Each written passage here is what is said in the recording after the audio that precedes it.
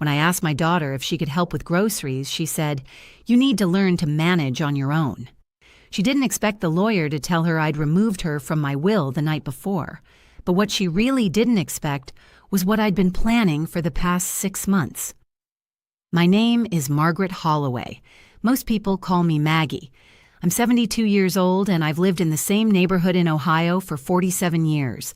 Before I tell you what happened with my daughter, I want to know, where are you watching this from? Drop your location in the comments. I love knowing I'm not alone in this. I'm sharing this story because I think too many of us stay silent when our own children treat us like burdens. We raised them, sacrificed for them, and somewhere along the way, some of them forgot we're still human beings who deserve basic respect. What happened between me and my daughter Victoria didn't happen overnight. It was years in the making. But that conversation about groceries, that was the moment everything crystallized for me.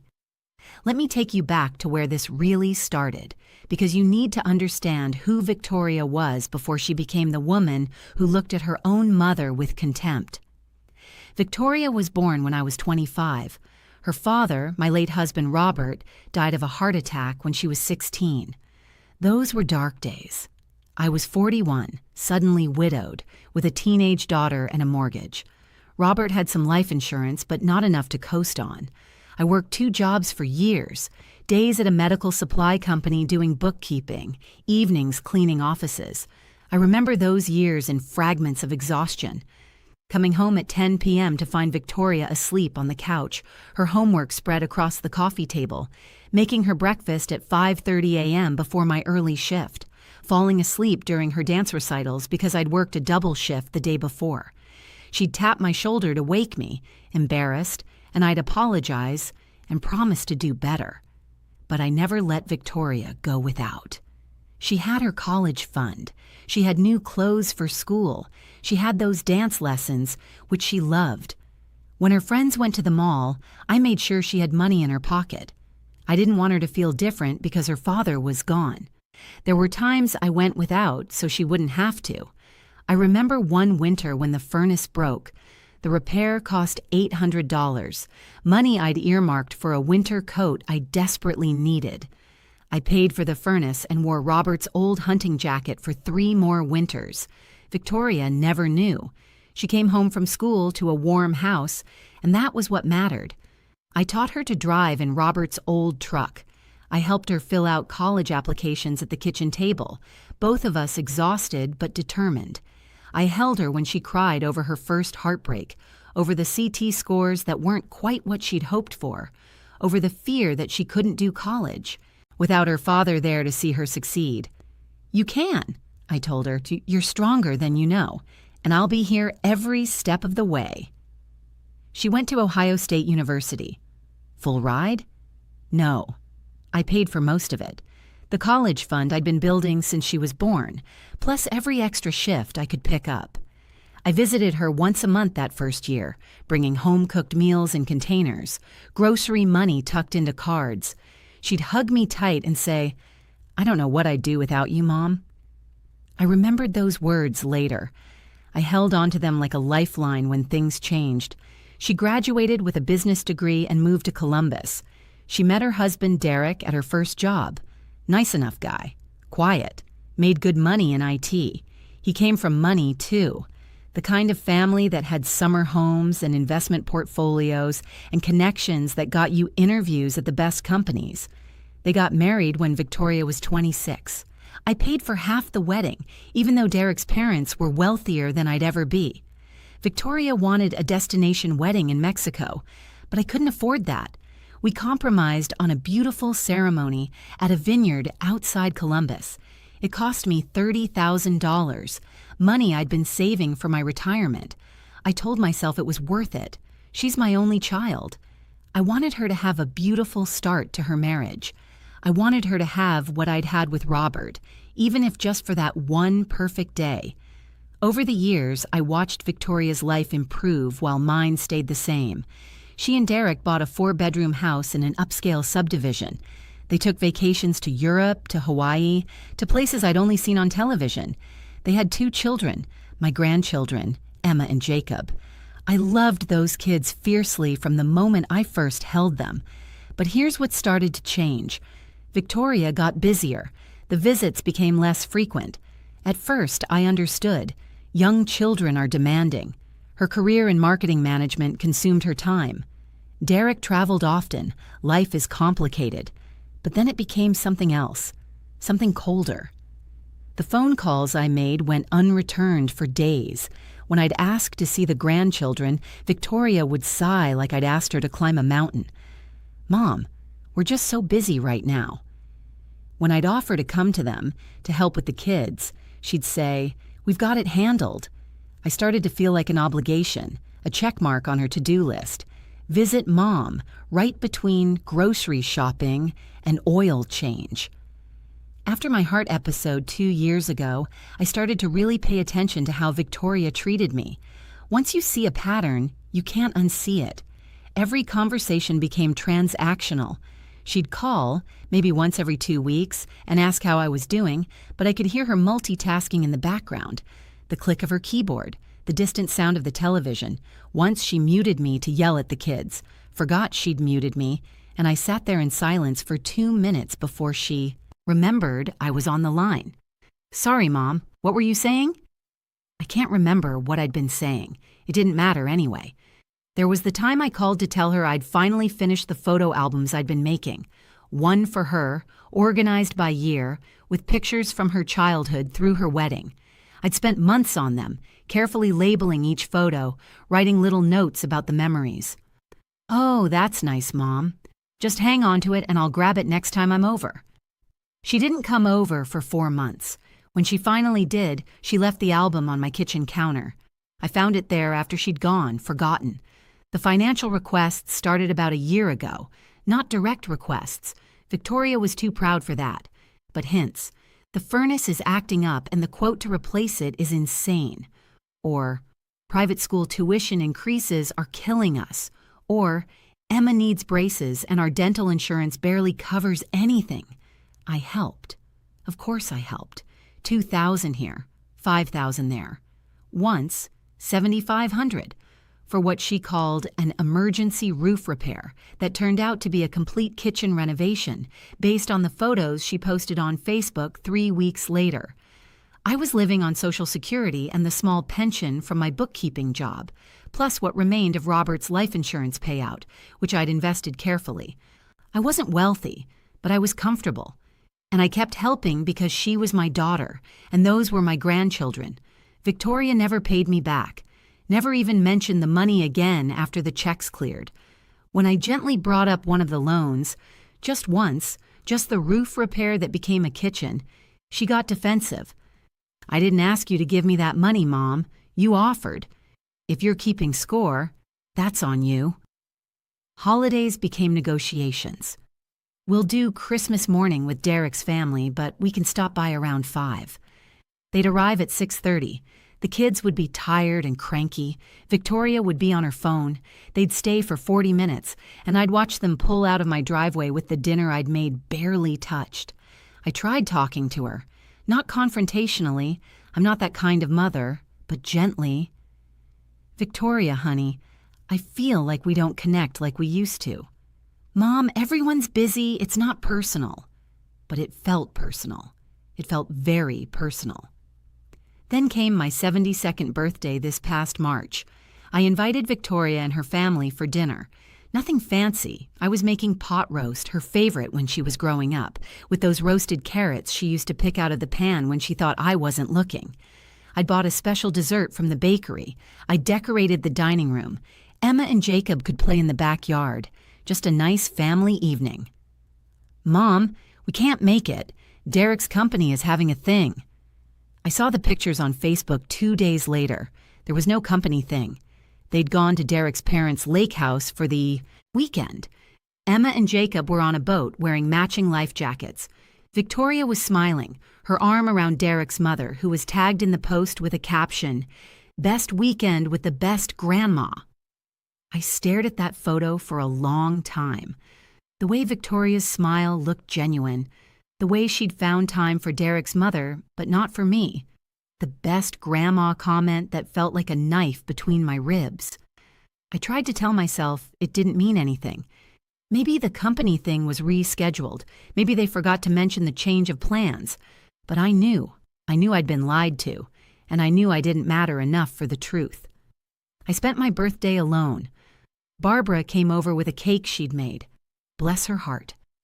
We had coffee and cake in my kitchen, the same kitchen where I'd celebrated Victoria's birthdays for 18 years. I pretended everything was fine, but Barbara knew. She's known me too long for me to fool her. That night, I lay in bed and thought about the 47 years I'd spent in this house. Robert and I had bought it when Victoria was 3. I could still picture her toddling around the backyard, chasing butterflies.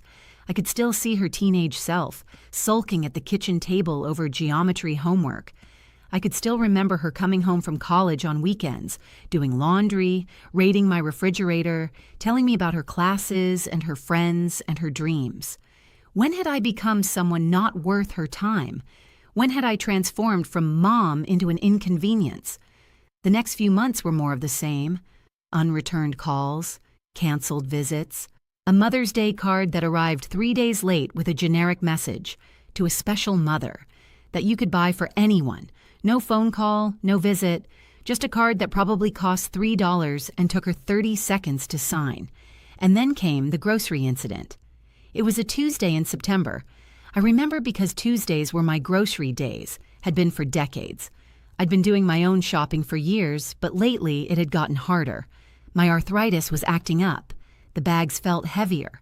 The walk from the car to the house felt longer. My hands would ache for hours after carrying everything inside. I'd been putting off asking for help because I knew how it would sound. I knew Victoria would see it as me being needy. But that Tuesday, I had a doctor's appointment in the morning, a follow-up on my heart medication, and I wouldn't have time to shop before the store got crowded. I hated crowded stores now. Too overwhelming, too much stimulation, too many young people rushing past me like I was invisible. So I called Victoria. I rehearsed what I'd say. I tried to keep my voice light, casual. "Hi, honey. I know you're busy, but I have a doctor's appointment tomorrow morning, and I was wondering if you might have time to help me with my grocery shopping afterward. We could grab lunch, make an afternoon of it, my treat." There was a pause. I heard her exhale. That specific exhale that meant inconvenience. "Mom, I can't do that." "Oh, okay. Maybe later in the week, Thursday or Friday?" "Mom, listen, you need to learn to manage on your own. Derek and I have been talking, and we think you're becoming too dependent. Have you considered grocery delivery or one of those services where they bring meals to your door?" I stood in my kitchen, phone pressed to my ear, feeling like I'd been slapped. Too dependent? You call me every time you need something. The gutter cleaning, the grocery shopping, when your internet went out. Mom, we have our own lives, our own responsibilities. My hand was shaking. "Victoria, I rarely ask you for anything.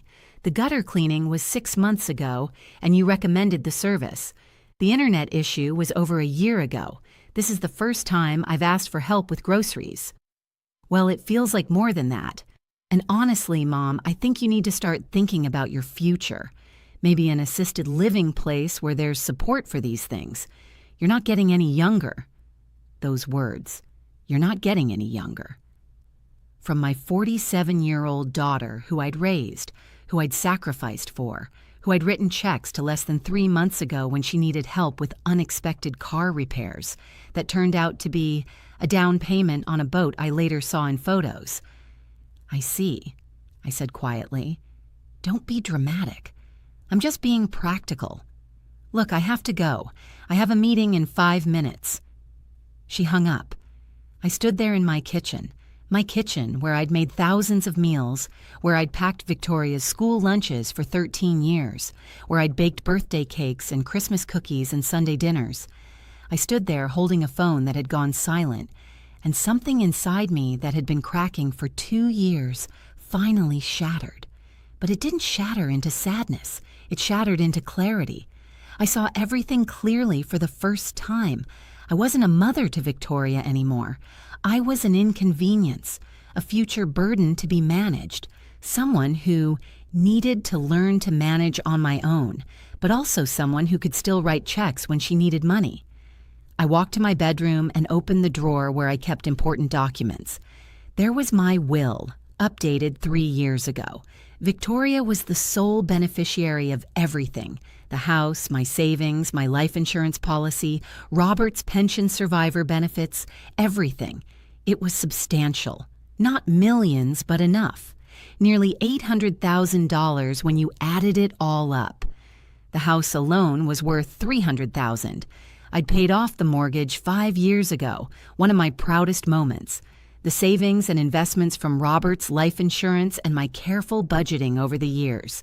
Another $300,000. The life insurance policy I still carried, $150,000. Robert's pension survivor benefits that would transfer as a lump sum, $50,000. I'd always assumed I'd leave it to her. She was my daughter. That's what mothers do. That's what I was supposed to do. But in that moment, standing in my bedroom holding that will, I thought, why? Why should someone who can't spare an afternoon to help me with groceries inherit everything I've worked for? Why should someone who lies about company events and can't return phone calls inherit the house Robert and I built a life in? Why should someone who sees me as too dependent inherit the money I've saved by being fiercely independent for 3 decades? If you're watching this and you think I'm bitter, maybe I am. But I'm also awake. Finally, awake. I called my lawyer that afternoon. His name is Richard Morrison, and he's been handling my legal matters since Robert died. He's a good man, straightforward and honest. Richard, I need to update my will. Can I come in tomorrow? Of course, Maggie.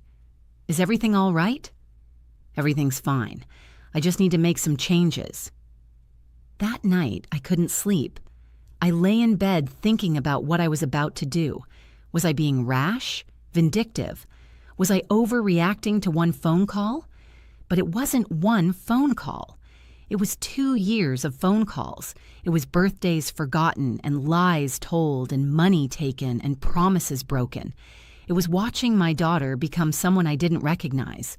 Someone who had time for everyone except me. I thought about Robert. What would he say? He'd been a fair man, a kind man. But he'd also been a man who believed in consequences, who believed that respect had to be earned and maintained, even between parents and children. I thought about Emma and Jacob. Would they be hurt by this? But then I realized they barely knew me. Victoria had made sure of that. They had Derek's mother, the best grandma, who saw them every weekend. I was the grandma who sent checks and didn't see them open their presents. The next day, I sat in Richard's office and outlined what I wanted. Richard listened without judgment, taking notes. "Are you sure about this?" he asked when I finished. "I've never been more sure of anything." We spent 2 hours going through everything. The house would go to a trust that would eventually fund scholarships for students who'd lost a parent, like Victoria had lost Robert, the Robert Holloway Memorial Scholarship Fund. My savings would be split between several charities I'd researched, organizations that helped elderly people with medical expenses, grocery delivery services for homebound seniors, programs that visited isolated elderly people. The life insurance would establish a fund specifically for medical expenses for low-income seniors in Ohio. Victoria would get $1, legally required to show I hadn't forgotten her, and a letter explaining exactly why she was getting nothing else. "This is a solid plan," Richard said. "But Maggie, you should know, this might cause significant family conflict." "Richard, the family conflict already exists. Victoria just doesn't know it yet." I signed the new will that evening, September 18th. Richard had 2 witnesses, his secretary and his paralegal, both of whom I'd met before. They watched me sign, serious and professional. Richard notarized it, everything legal and binding. I remember walking out of that office feeling lighter than I'd felt in years. The evening sun was still warm. I stopped at the ice cream shop on Main Street and got a cone. Butter pecan, my favorite. I sat on a bench outside and watched people walk by. Young families, elderly couples holding hands, teenagers laughing together. I felt free. I didn't tell Victoria about the will change immediately. Part of me wanted to see if anything would change on its own. Maybe that phone conversation had been a one-off. Maybe she'd been having a bad day. Maybe she'd call and apologize. But nothing changed. She didn't call to apologize. She didn't call at all for 2 weeks. When she finally did, it was to ask if I could watch the kids the following Saturday because she and Derek had concert tickets. I can't, I said. I have plans. Oh, okay. She sounded surprised. I'd never said no before. What are you doing? Just plans with a friend. Which friend? The question irritated me. Since when did I need to provide an itinerary? Barbara from next door. We're going to the art museum. Oh, well, have fun, I guess. That was it. No, I'm sorry I was harsh about the groceries. No, how did your doctor's appointment go? Just a quick ask for a favor, and when I said no, the conversation was over. That Saturday, I did go to the art museum with Barbara. We had lunch afterward at a nice restaurant downtown, the kind of place I rarely went to because it felt wasteful to eat alone at a nice restaurant. I paid with money I would have spent on gas driving to Columbus and back. Over coffee, I told Barbara everything. She listened quietly, her hand over mine on the table. "You did what you needed to do," she said finally. "I've watched how she treats you, Maggie. You deserve better." It helped, hearing that from someone outside my own head. If you're relating to this story, if you've ever felt taken for granted by your own family, do me a favor and subscribe to this channel. You're not alone in this. None of us are. October came. Victoria called to tell me they were going to Florida for Thanksgiving with Derek's family. "You're welcome to come if you want. You'd need to pay for your own flight and hotel, though. We're renting a beach house, but there's not enough room for everyone." Not enough room. In a beach house they were renting, but enough room for Derek's parents, I was sure. "I'll pass, but thank you for the invitation." "Okay, we'll do something for Christmas." Christmas. Right. I spent Thanksgiving with Barbara and her family. Her son and daughter-in-law treated me like family. Her grandchildren called me Miss Maggie and showed me their art projects. Over turkey and stuffing, I realized I felt more welcome at this table with near strangers than I had at my own daughter's house in years. 2 weeks before Christmas, I got a call from Victoria. This was unusual. 2 calls in 1 month. "Hey, Mom, listen, I need to ask you something." Here it comes, I thought. Derek's been offered this amazing position, but it requires us to relocate to Charlotte. The house we want is perfect, but we're a bit short on the down payment. We need about $30,000. Could you help us out? We'll pay you back once we sell the Columbus house. $30,000. Roughly the same amount I'd spent on her wedding. Added to the other loans over the past year, she'd be into me for nearly $50,000. "Victoria, I don't have that kind of money to spare right now." "But you have savings, Dad's life insurance money. You've told me about it." The presumption in her voice was stunning. The entitlement. "That money is for my future care, for emergencies." "Mom, this is an emergency. This position could change Derek's career trajectory. It's a huge opportunity. We're talking about your grandchildren's future." "Victoria, my answer is no." Silence. Then, "Wow. Okay. So you won't help your own daughter when she needs you, but I'm supposed to drop everything when you need groceries." There it was. The mask was off. "I asked you for one afternoon," I said quietly. "Not $30,000. You know what? Forget it. Forget I asked. We'll figure it out ourselves, like we always do." "Like you always do?" I couldn't help it. The words came out sharp.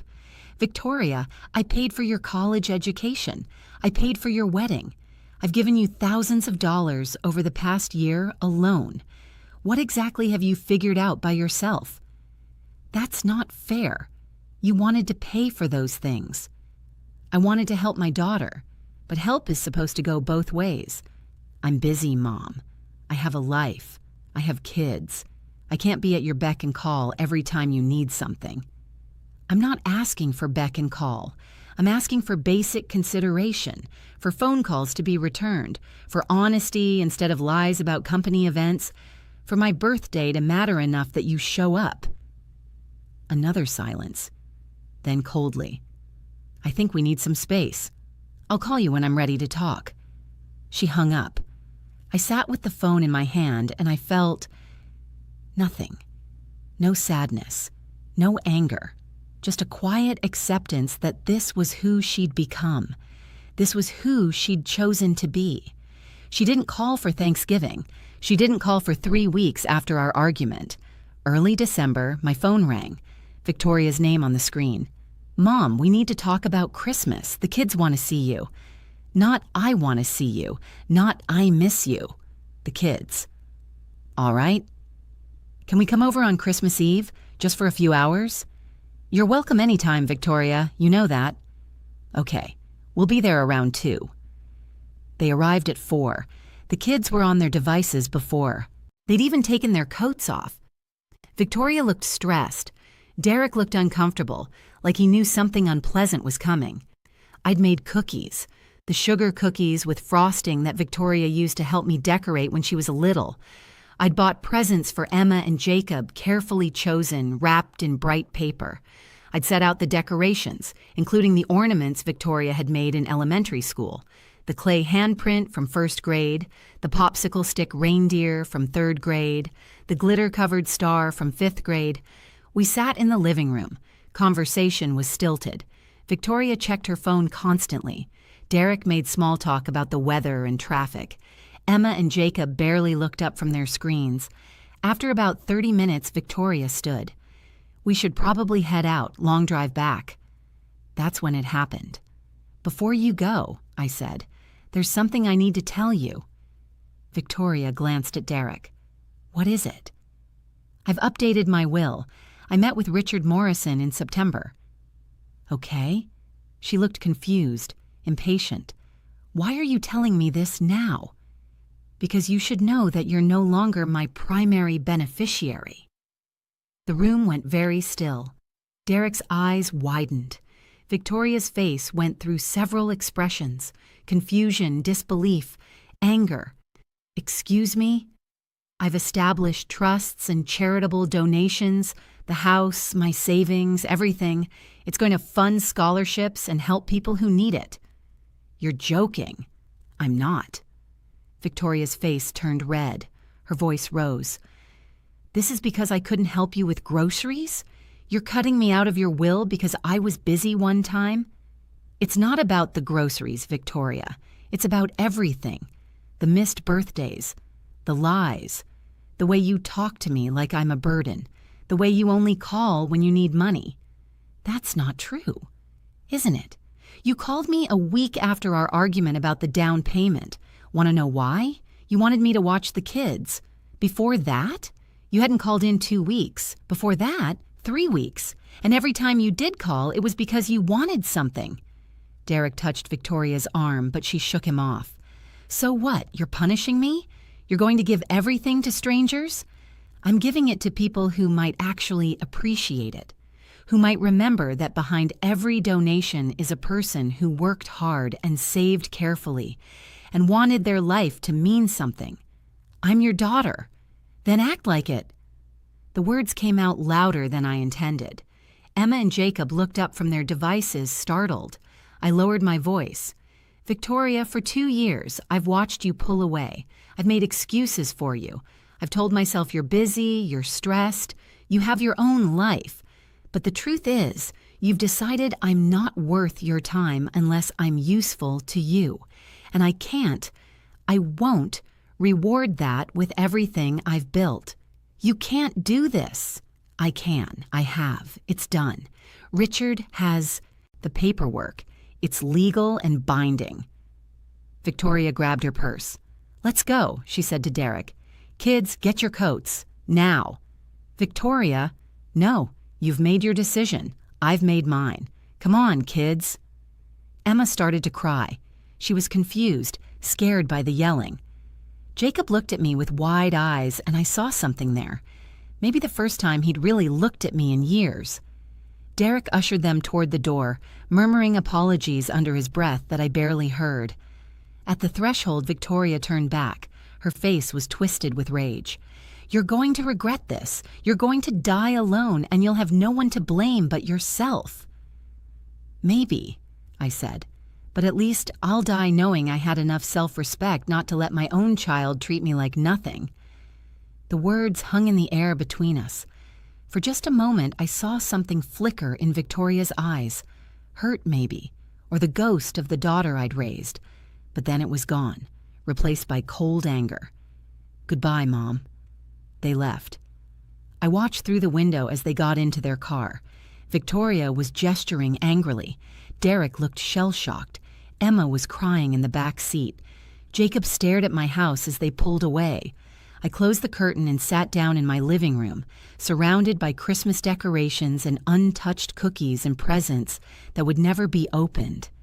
I didn't cry. I didn't regret it. I felt free. The next few months were quiet. Victoria didn't call. She blocked me on Facebook.